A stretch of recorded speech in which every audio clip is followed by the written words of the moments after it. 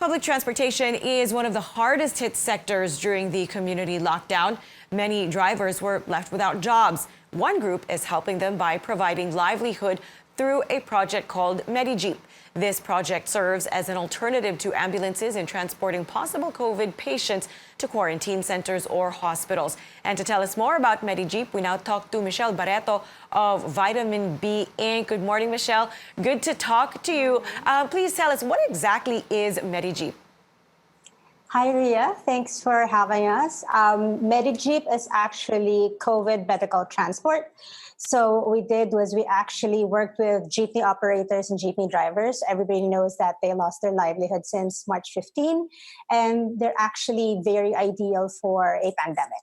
So we've retrofitted some Jeeps in a very affordable and quick fashion. And we've used these Jeeps for either healthcare workers transport, for PUI transport, or even for non-medical COVID related transport.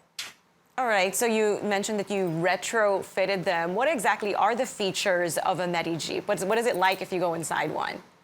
Okay, it's really simple, right? So we see all these plastic sheets in banks, in 7-Elevens. We did the same.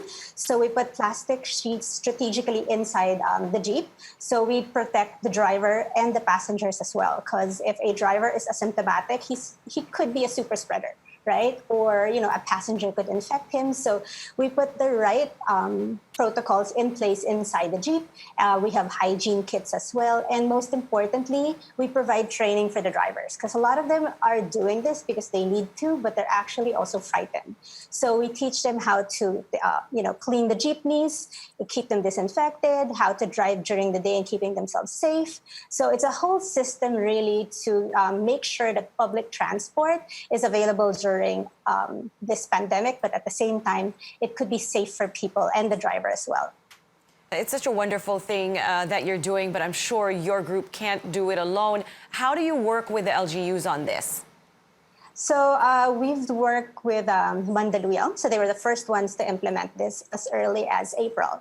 And we worked with Quezon City as well for the University of the Philippines, and recently for Caloocan. So we've approached some LGUs, and they were nice enough to be able to, tap drivers and jeepneys, and we pretty much can set it up for them in a week. And they are the ones in charge of the dispatch. So you call the LGU, and they are the ones who are going to schedule transport for the community or for healthcare workers. Is there a process by which you choose which drivers to tap, or can drivers apply? There is. Unfortunately, we have to follow IATF protocols. So ideally, we don't take in people who would be who are at risk of COVID. So if you have a comorbidity, if you have diabetes, or if you're a senior citizen, it's better that we follow the IATF protocols as well. All right. So you said that this is in Mandaluyong. It's in Quezon City. When will you roll this out to other cities as well? Well, right now, what we're looking to do is, so you know that Jeeps are now going to be deployed. So there are a few cities where they're going to go back on the road. And what we're trying to do with Tanging Yaman Foundation is we're going to simplify this, and we're going to teach drivers who are now going back onto the road to fit their Jeeps out. So we're looking at sponsoring 220 Jeeps.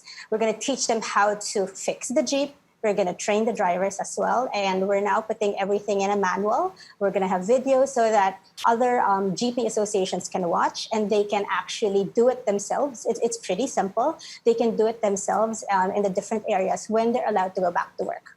All right, that is fantastic.